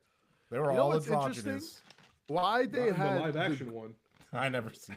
Yes, you have. Don't lie. I Grinch haven't coming really to seen steal Grinch coming to steal Christmas. I mean, that's an interesting story. Coming to steal your wife. He's coming to steal. I honestly didn't expect that to go this way, but I don't know He why I came in to expected steal it all your to. gifts and presents and all that. But I wanted to say about the Egyptians before we go. Oh, the Egyptians. Okay. Well, yes, because we were still talking about Christmas trees, and I wanted to talk about the Egyptians and how Supposed to end with they. Christmas trees. What? Yeah, I mean, Continue with the Egyptians. well, basically, so the Egyptians, the way that they would decorate, so they would decorate conifers and make wreaths as well as garlands to celebrate Ra, the sun god. They believed that winter came every year because Ra was sick. And on the 21st or 22nd of December, during the solstice, the population used to celebrate Ra by filling their home with beautiful evergreen trees. This event, I mean, I don't know. Ra was worshipped all over Egypt and often depicted as a hawk-headed man carrying a solar disk. And I think that them Christmas. worshiping him was, yeah. Yeah, keep tying it together, but it's so the threads are strong. What? thread? There's a reef, the circular. It's okay. Continue. Wrong. He was sick. Egypt during has December. nothing to do with Christmas, Yes, but it okay. does. He was Oh, sick in yeah? December. And Israelites, they one of them with Moses have after Moses. I mean, during Moses. So a lot of the things with Christmas trees and to kind of defend the Christmas tree and why it's not evil at the same time, because a lot of Christians I've already say, like, stated oh, my reasons. well, yes, but there's a lot of Christians that say, like, oh, we need to get Christmas trees out of our house because we are worshiping, and they bring up the whole Jeremiah thing, what he's saying, because we are, in other words, we are worshiping the devil doing it and everything. But at the same time, there's another situation where it's really a weird thing that happens. I mean, we've talked about it before on the podcast where Moses with the serpents, where people are getting bitten, and then he creates this giant serpent, and he tells everybody, look at the serpent, you will be healed. Look upon Now the that is a serpent, you'll be really healed. weird thing to ask of someone, right? Like that is just a really odd thing to have done. To have somebody say, make a snake, look at the snake, and you'll be healed. right? There's that whole thing that the snakes were biting them. So look upon the things that. Yeah, that we talked about it. Yeah. If you want to go back and plug in, listen to our episode on numbers. I This forgot is which probably part. Episode. I think it was probably One, part two. But also, like, look upon the cross, and you will be. Yeah, look you know, upon. It's supposed to then represent Yeah, Jesus yeah. lifted up on a cross, who became sin, who knew no sin, this so is that we may also become the righteousness of Saint God. Also Boniface, Christmas tree. when But he was Christmas talking tree, about- yeah. When he was talking about the Christmas tree, he was also saying basically like look upon the Christmas tree and remember, like in other words, remember the Resurrection and eternal no, not life the of Christ. resurrection. Well, yes, but also like the birth of Christ. Like this is like remember Christ. It was more of not the birth, but it was like the symbolism of the everlasting life, the fact that it never dies. That's what he used in his evangelism. And it was the when that happened, it was the day. It was supposedly the day that they believed that Christ was born, which on December 25th. No. All right, so who The Saint wins? Boniface story. It's literally Trees in are the good or story. bad? He tells them that this is the Jesus day. was born. Ah. Yes, if you read the story, that's what he tells them. This is the Well, day what was that the Egypt part though? I don't know. I lost it in the. You didn't let him finish. Ooh, the raw sick on December.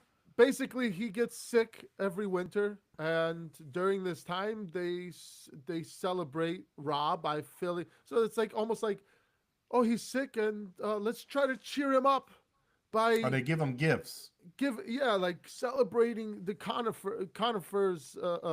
Basically, conifers are like Conifers. the tombs. Oh, Yeah. okay.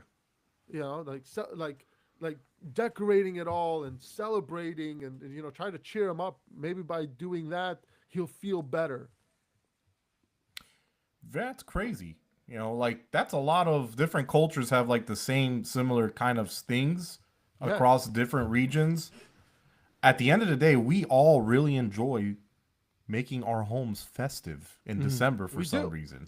Well, it's the end of a year. It's a different season. It brings a different energy, a different vibe. How long has this been crooked this way? This is gonna bother me. I like this because it shows that this is Christmas. What do we believe? We believe that Jesus was born to save us from To save us. from hell, and all this stuff is cool. My favorite part was when you said that Jesus was already a teenager when the three wise men visited him. I didn't say he was a teenager. I said No, he he was was around not a probably like 2 years old. He had like a peach fuzz already. Here's like- some gold, man. It's like, What are you that's guys doing here?" righteous. And he was saying righteous said, a That's lot. right. That's totally righteous, dude. That's totally righteous, that's horrible. That's a horrible joke, and it works really well. Don't you hate that? That's all off the dome. Wow, that was pretty good. But yeah, so who wins the tree thing? Bad? Good?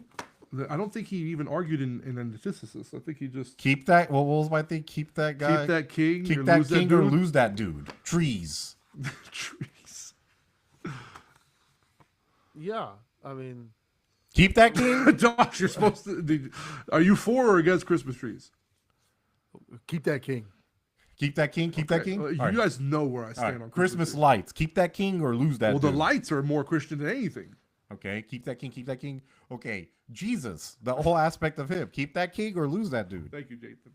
Keep him. Santa though, the whole Santa, you can kick or leave. Honestly, I'm gonna be honest with you. There's literally nothing Christian about Santa, other than maybe Saint Nicholas's acts. But even then, you're venerating somebody as opposed to venerating Christ by just idolizing this figure. Keep that king or He's lose a that marketing ploy of Coca-Cola and the modern capitalist government that we have. Or All right, last thing. economic system. And then if Last you king- switch the letters around in Santa, it's Satan. Satan. Oh yeah. There you go. Last thing, giving gifts. Keep that king or lose that dude. I don't think there's anything wrong with giving children gifts. The wise men gave Jesus gifts. Jesus got gifts, and it was a couple years later, but he got gifts. So it's just the children get When I gifts? buy you a I would be Christmas okay with present, you're gonna get it a couple years later. 2 years down the road. I love it. So, I don't know where I fit on gifts. It would be nice if we didn't do it because, I'd rather, not have to go through the Christmas shopping people, because that place, dude, those malls are crazy sometimes. Actually, no. I malls are really enjoy not- Christmas. They're not. I enjoy Christmas because Yeah, it's not that crazy anymore because Amazon, they kind of ruin it. Yeah, I was out. Everybody. I was out for Black Friday. I don't know why we're going so off topic. we're gonna end it here pretty soon. We're pretty much done. What are we doing for the greater meaning? Because this isn't a regular episode. We're gonna say what we love most about Christmas. The greater meaning to you of No, you Christmas. What's the can't- greater meaning to what, you of how about Christmas? how about what's your great? Yeah, what's the greatest? your meaning? greatest Christmas movie? Oh, yeah, and add at the end of it your favorite Christmas movie. Yeah, at the end of your greatest. We probably should have talked to that beforehand, but it's good that we worked it out now. Oh, and also and Romanian meat jello. I don't know if you guys ever eat that stuff. But it's I've called had it before. ratachir or whatever. It's Yeah, I've had Romanian it meat before. jello. This man just said You've seen it Romanian. before? Oh man, My that grandfather stuff I've had it. loves. It's good. It's gnarly looking. It's awful. It's just imagine boiling some meat and letting that congeal in the fridge, and it just And yum. then you eat it It's like the with a stuff. spoon. It's the stuff. That's also freezing cold for some reason. Sometimes they throw olives in the juice that. But you know what the solidifies. worst part is? The worst part is when you're eating the the worst. jello and it's jello-y, and then you chew on a bone and it's just this hard part.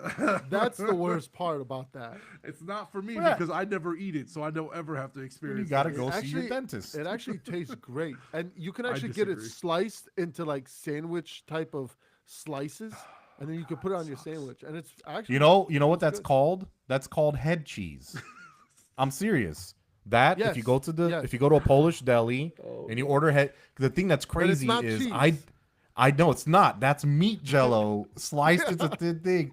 And I would it so last when I was working in the city of Charlotte, there's a Polish deli and I didn't know what head cheese was. I just saw it there said, so I was like, let me get a pound of head cheese.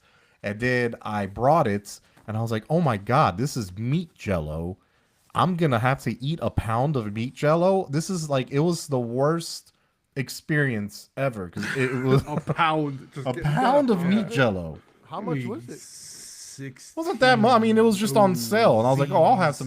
The lady looked at me and she's like, "Are you Nobody's sure?" buying it. You should. Nobody ever eats this Yeah. quantity of this thing. Yeah. Hardly anybody likes. You don't want this much. I'm telling you. I'm like, no, I want a pound. It's unbelievable. Yeah. It really is. All right. So my favorite thing about Christmas, or the greater meaning behind Christmas, I would say the greater meaning behind this episode of what we covered, not just about Christmas, is upon discovery about the history of the Christmas trees, especially with St. Boniface and Martin Luther and its use in Paradise plays, I have found a great encouragement that something like the evergreen tree or the fir tree was used by Christians to further the gospel and to evangelize the true message that the whole world needs to hear. I think that we had a comment here from Evelina that said, "I believe God created pine trees for such a time as Christmas," and I believe that to be true.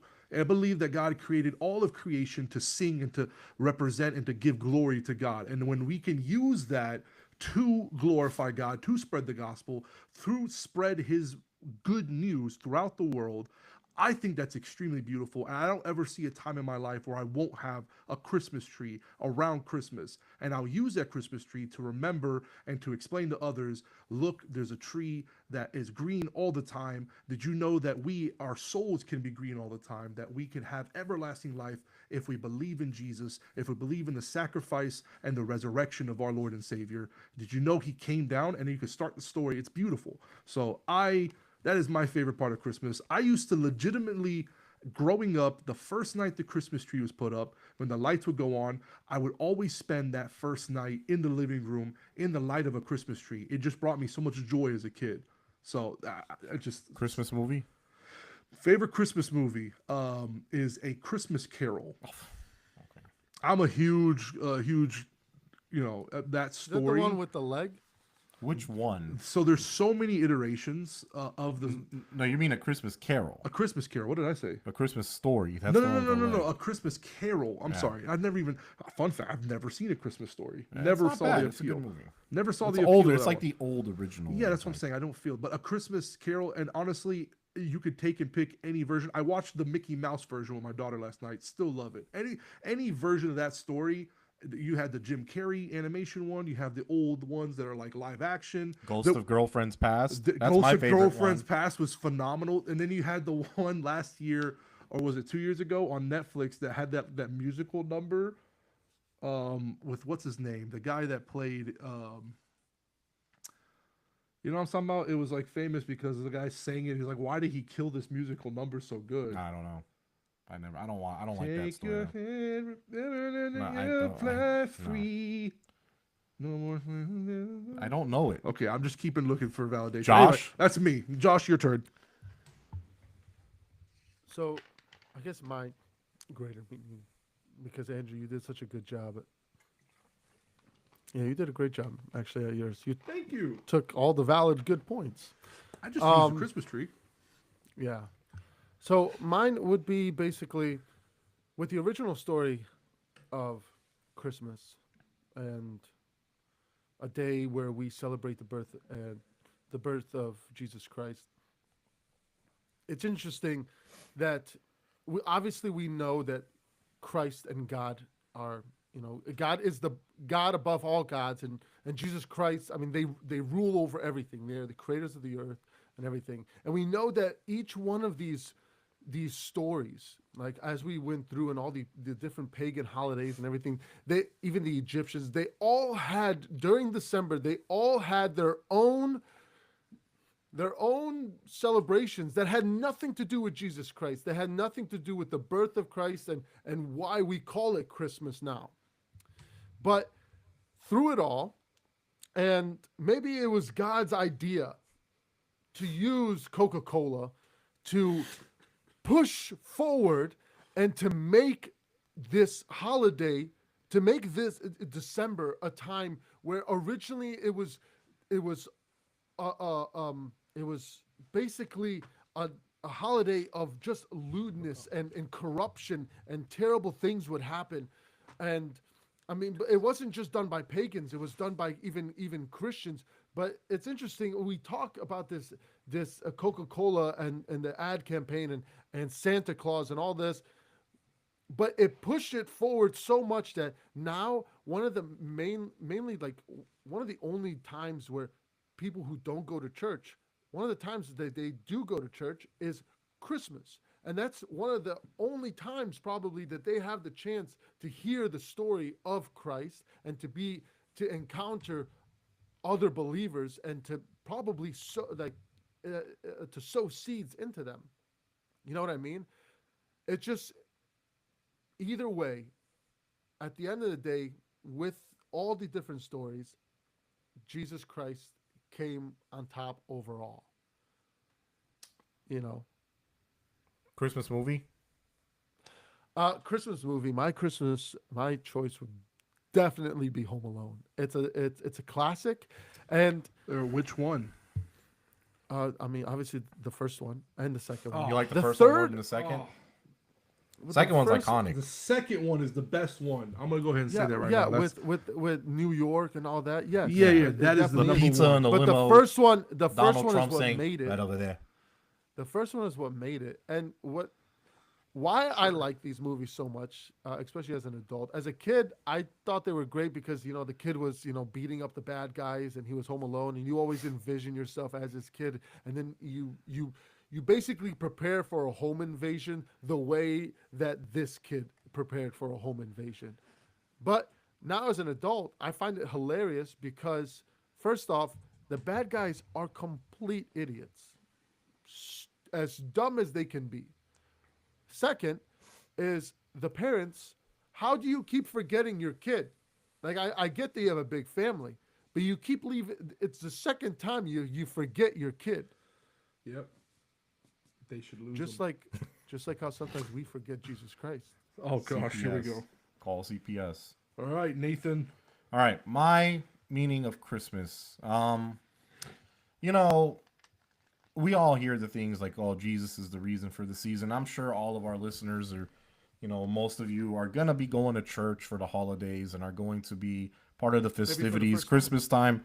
for a lot of Christians, it's so busy, especially if you're involved. You go to practice and you prepare for this great, this great basic service that's gonna have like a chorus singing, and it's gonna have the kids play, and it's gonna have like that special certain, Christmas message, and it's such a big to do, right? That we love, like Christians love Christmas.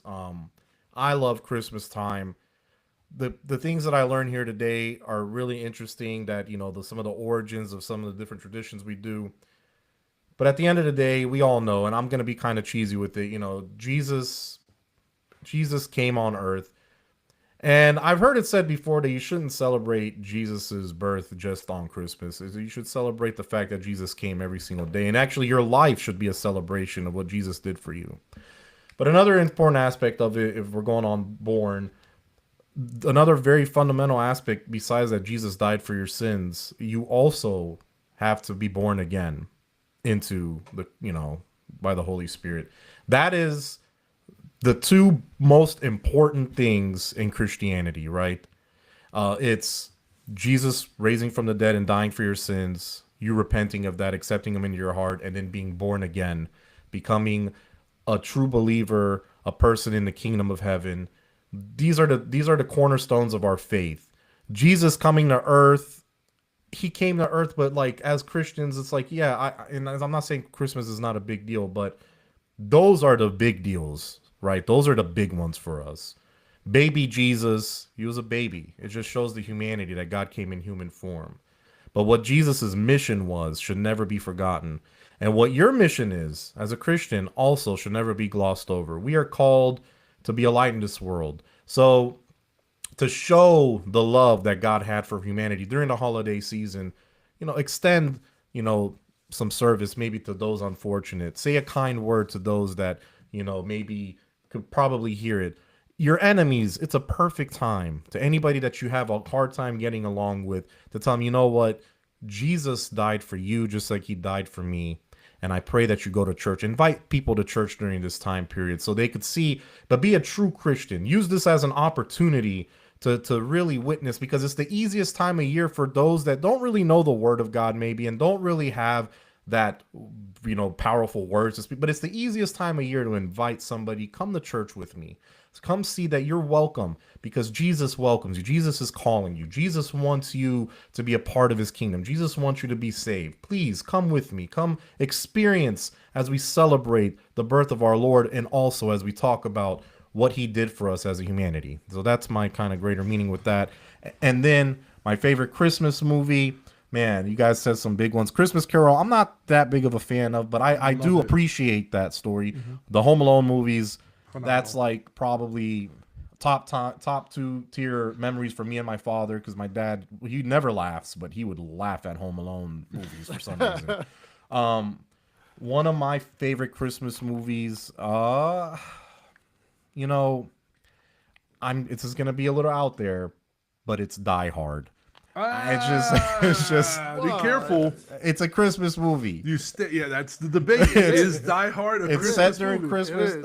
I watch it every Christmas. I watch it every year around the holidays. Don't you watch it with my dad?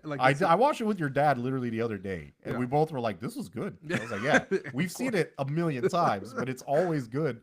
And besides Die Hard, I mean, Christmas Vacation, Chevy Chase, can't go wrong there. Oh, that's a good one too. You got the Home Alones, of course. National Lampoon? Yeah. Die Hard that's the one. That's the one. Christmas Vacation. It's National Lampoon. That is a Vacation. phenomenal choice. I think my top. You mentioned Jingle All the Way. That might be one. Jingle All the Way. Yeah. Elf is a new one, and goody. Awesome. You can't forget Santa Claus. The Santa Claus with Tim Allen. Santa Claus. Right. Man, those are classics. I actually enjoyed the Guardians of the Galaxy one. That one's also really good. The Never holiday seen it. special, I Never saw it. seen that. If you guys want to see something they terrible, watch kidnap- the Star Wars holiday special. No. Hey, you guys remember that movie? What was it? Klaus. That was released. That was like On probably- Netflix, the that- animated one. yes. That's probably I one of the liked it. best newer ones. So not like an old classic. Like but animated? That's definitely like a modern day classic. It came out a few years ago, and ever since it's come out, I watch it every year. It's probably one of the best ones ever made. That's like a newer, not from the 90s or early 2000s. What We about haven't even talked about Spirited? any. Spirit. We haven't even talked about any of the animatronic like old school was. Yeah, Like, that whole collection, dude, right? those I were have my that. ch- I own them. I just own I all of them. watched need them Frosty here. the Snowman with Frosty. with, he's the kids, Mr. and that was- Ice Blister. He's He's Mr. Mr. Cold or Snow. I don't know, but it's great. 100 That was a- below. Oh, dude, those things had such a creepy but enduring, enchanted, like just allure to them. They were fantastic. that was another one. Hey, the story of Frosty the Snowman, right?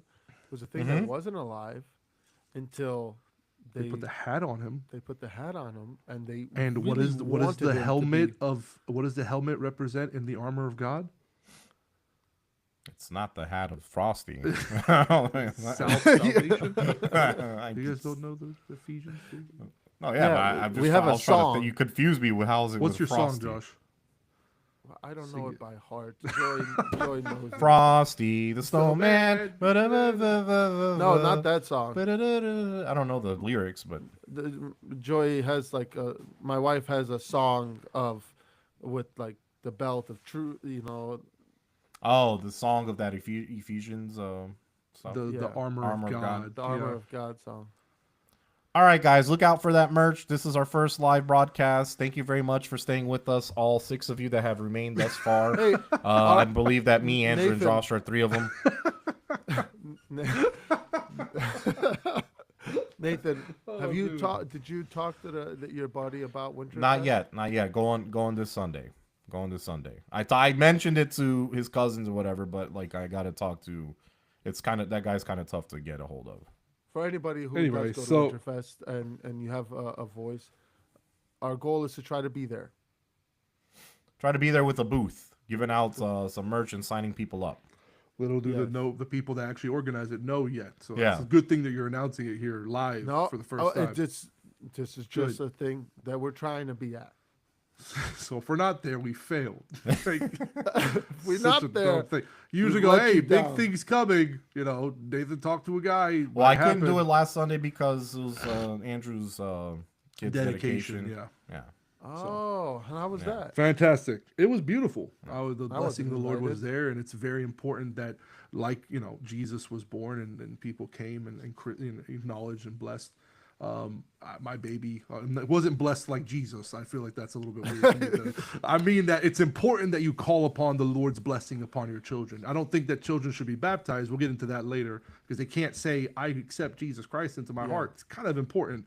But blessing of God over a newborn baby to grow and to, bless and to, sanctify and 2 turtle doves. yeah. Anyway, thank you. This has been our first ever Christmas special. Thank you for bearing with us. Thank you for. And this has been our first ever live. So thank you for staying this whole time for all 7 of you. all handful of you that have We gained stayed. a viewer at the end. someone just came in. It's like, oh, Some guy from Kenya. Hey, All right, guys. but if you guys can, and if you've watched this whole time, do us a solid and hit that subscribe. And Yeah, like. hit subscribe. subscribe, like, share with your friends. Follow us on all social media platforms. We're on Spotify. We're on Apple Podcasts. We're on TikTok, Facebook, Instagram, YouTube. You name it. We're going to try to be there. Give us a good review.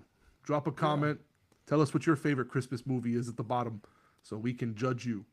Awesome. Bye, guys. Merry Oh, Christmas. Drink Smart. Coca-Cola. All right. Okay. Yes. See ya.